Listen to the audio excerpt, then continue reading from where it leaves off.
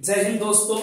देखिए, आप पढ़ रहे थे केमिकल काइनेटिक्स चैप्टर, और केमिकल काइनेटिक्स चैप्टर में आप ज्यादातर बात कर रहे थे रेट ऑफ रिएक्शन का, किसी रिएक्शन के रेट के बारे में। रेट बोले तो उस रिएक्शन के रफ्तार के बारे में, लेकिन बात यह भी है कि कोई रिएक्शन आखिर होता कैसे है। वो तो ठीक है कि रेट पढ़ रहे, कोई रिएक्शन का रफ्तार के बारे में चर्चा चल रहा था, लेकिन आज जो चर्चा चलेगा वो चर्चा चलेगा आपका किसी रिएक्शन, जो कोई रिएक्शन होता है वो रिएक्शन आखिर होता कैसे है। और ये आपको मैं बता दूं, ये लेक्चर नंबर कितना होगा जी, 3 तक हो गया था, ये 4 हो।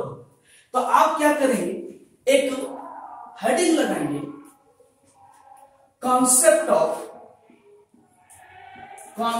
Of collision theory. Concept of collision, यानी एक कॉलिजन थ्योरी आपको बता देगा कि कोई रिएक्शन आखिर कैसे होता है। देखिए, हम कुछ लिख रहे हैं, हम कह रहे हैं कि केमिकल रिएक्शन आकर व्हेन, जब इट फॉलो थ्री फंडामेंटल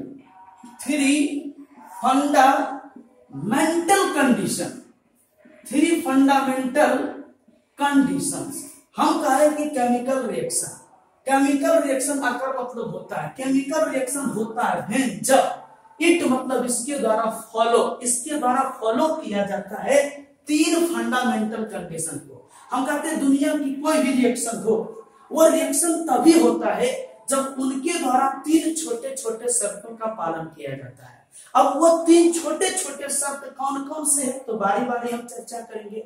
फिलहाल अभी अगर आप इसका हिंदी लिखना चाहते हैं तो आप लिख सकते हैं, रासायनिक प्रतिक्रिया तभी होता है जब इनके द्वारा 3 छोटे छोटे शर्तों का पालन किया जाता है। क्लियर। अब पहला शर्त कौन है उसके बारे में देखते हैं। बहुत तकलीफ होता है कैमरा में पढ़ाने में, आप लोग तो मजा मारते हैं, सो करके वीडियो देखते हैं, बस हो गया। चलिए, पहला आप देखिए, पहला जो कंडीशन है वो कंडीशन है collision between reactant molecules. Collision between reactant molecules हमने लिखा कॉलिजन, पहला कंडीशन है छोटू, कॉलिजन बिटवीन रिएक्टेंट मॉलिक्यूल्स। एक रिएक्शन है मेरे पास, आप देख पा रहे होंगे यहाँ पर एक रिएक्शन है। हम कह रहे हैं इधर वाला को आप कहते हैं सर रिएक्टेंट, इधर वाला को कहते हैं रिएक्टेंट, और इधर वाला को आप क्या कहते हैं, प्रोडक्ट बोलते हैं। ध्यान से देखिए, इधर वाला को रिएक्टेंट और इधर वाला को प्रोडक्ट। पहला कंडीशन है कहता है कोलिजन। कोलिजन का मतलब होता है टक्कर। इसको केमिस्ट्री की दुनिया में संघटन बोला जाता है, संघटन। यानी कोलिजन मतलब क्या, टक्कर। तो कहता है टक्कर, और बिटवीन मतलब के बीच, किसके बीच, तो रिएक्टेंट मॉलिक्यूल्स के बीच। तो पहला कंडीशन कहता है कि केमिकल रिएक्शन तभी होता है, कोई रिएक्शन तभी होता है जब रिएक्टेंट के बीच आपस में टक्कर होता है, टकराएगा, मिलेगा, जुलेगा, तब ना रिएक्शन होगा। तो पहला कंडीशन है कोलिजन। कोलिजन मतलब टक्कर, यानी किसी रिएक्शन में जो रिएक्टेंट है उस रिएक्टेंट के बीच टक्कर होना चाहिए। जैसे आप ऐसे समझिए, मतलब हमको कहना है कि सर प्रोडक्ट, कोई रिएक्शन प्रोडक्ट में बदलता कब है, जब रिएक्टेंट टकराता तब है। जैसे आप देखते होंगे दुर्घटना होता होगा, ट्रेन दुर्घटना, बस दुर्घटना, तो उसमें लिखा रहता है कि ट्रेन दुर्घटना में 50 लोग मारे गए। अगर इसके हिसाब से अगर हम लिखते हैं, हमारे हिसाब से अगर बोलना होता तो हम कहते हैं ट्रेन दुर्घटना में 50 लोग प्रोडक्ट में बदल गए। प्रोडक्ट में बदलता है कोई आदमी कब, जब आपस में टकरा जाता है। तो टकराए, जब तक किसी से आप टकराइएगा नहीं तो आप मरिएगा कैसे, मतलब प्रोडक्ट में बदलिएगा कैसे। तो हम कह रहे हैं रिएक्टेंट प्रोडक्ट में बदलता है। रिएक्टेंट यानी कोई रिएक्शन कब प्रोडक्ट में बदलता है, जब इसके बीच रिएक्टेंट में टक्कर होता है। उसी तरह आदमी जब टकराता है तभी वो प्रोडक्ट में बदलता है। मतलब अगर आपसे कोई पूछे कि केमिकल रिएक्शन कब होता है, कोई रासायनिक प्रतिक्रिया कब होता है, हम कहेंगे जब उसके रिएक्टेंट आपस में टकराता है, आपस में कोलाइड करता है, आपस में टकराता है, तब जाकर के वो रिएक्शन होता है। अब इसके बारे में थोड़ा सा कुछ लिखते हैं।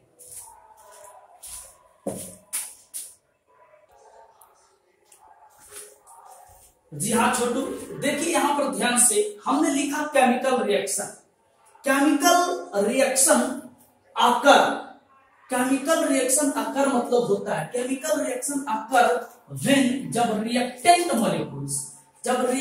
मॉलिक्यूल्स कोलाइड मतलब टकराता है, विथ मतलब के साथ, किसके साथ, ईच अदर एक दूसरे के साथ टकराता है। कोलिजन जो है, टक्कर जो है, वो जनरली समानतः आकर होता है, समानतः आकर होता है in gaseous and liquid state. Collision जो है, टक्कर जो है, वो समानतः गैसियस या लिक्विड स्टेट में होता है। सो इसीलिए रिएक्शन आकर in gaseous and liquid state, जिसमें कोलिजन होगा उसी में रिएक्शन होगा। तो वही हमने लिखा कि कोलिजन जो है वो समानतः गैसियस और लिक्विड स्टेट में होता है, इसीलिए रिएक्शन भी आपका गैसियस और लिक्विड अवस्था में ही होगा। व्हाइल जबकि इन सॉलिड स्टेट में मॉलिक्यूल्स हैज नो मोशन।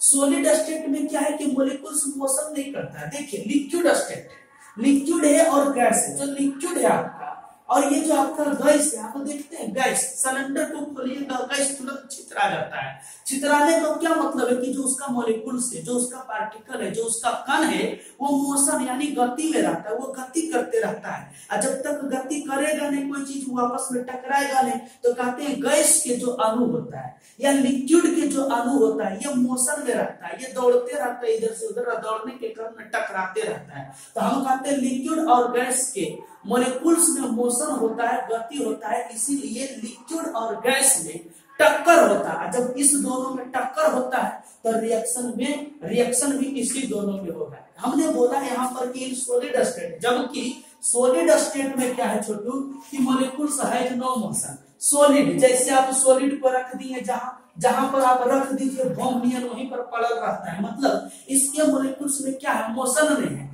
जब इसका मॉलिक्यूल्स आपस में मोशन नहीं करेगा, गति में नहीं रहेगा, इधर उधर दौड़ेगा नहीं, जब तक दौड़ेगा नहीं, जब तक टकराएगा नहीं।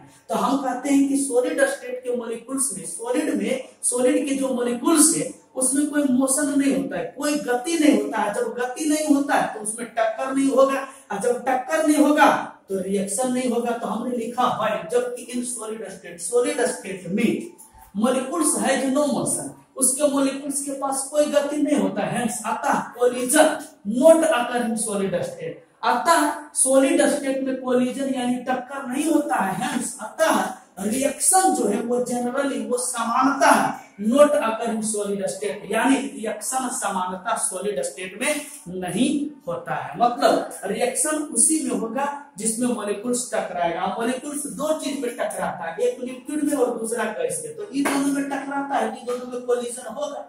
और जब इस दोनों में कोलिजन हो गया तो इस दोनों में रिएक्शन होगा, लेकिन इसके मॉलिक्यूल्स में कोई मोशन नहीं, कोई गति नहीं है। तो जब गति नहीं है तो इसके मॉलिक्यूल्स आपस में टकराएगा नहीं, और जब टकराएगा नहीं तो रिएक्शन में ये भाग मिलेगा। इसीलिए हमने लिख दिया कि सॉलिड जो है रिएक्शन जनरली सॉलिड में नहीं होता है। क्लियर? अब पहला तो ये हुआ।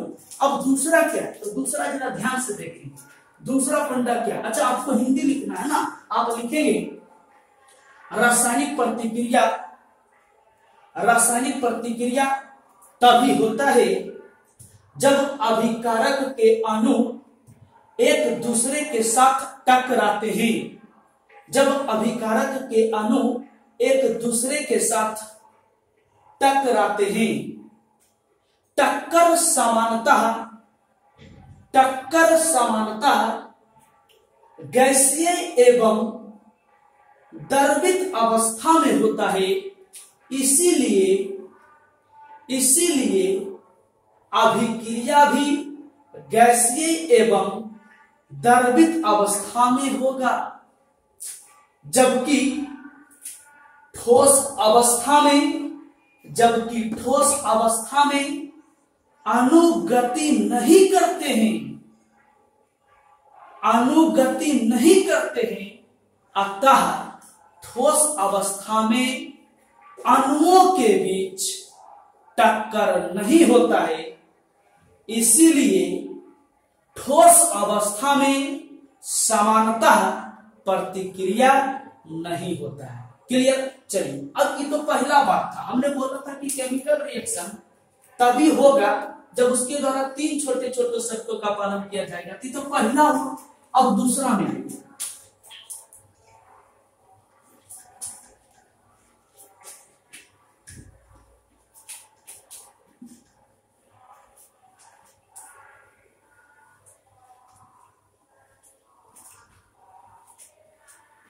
चलो दूसरा जो होगा आपका वो है proper orientation.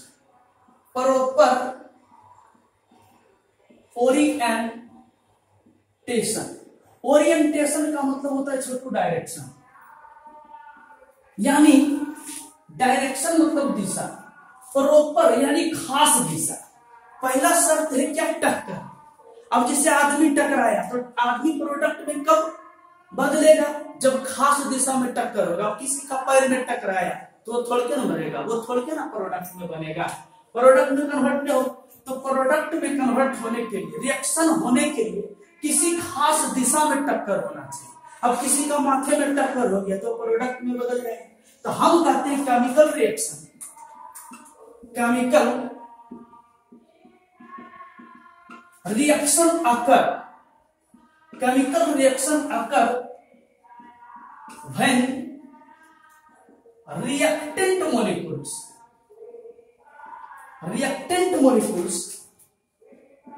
collide with each other in proper direction या proper orientation।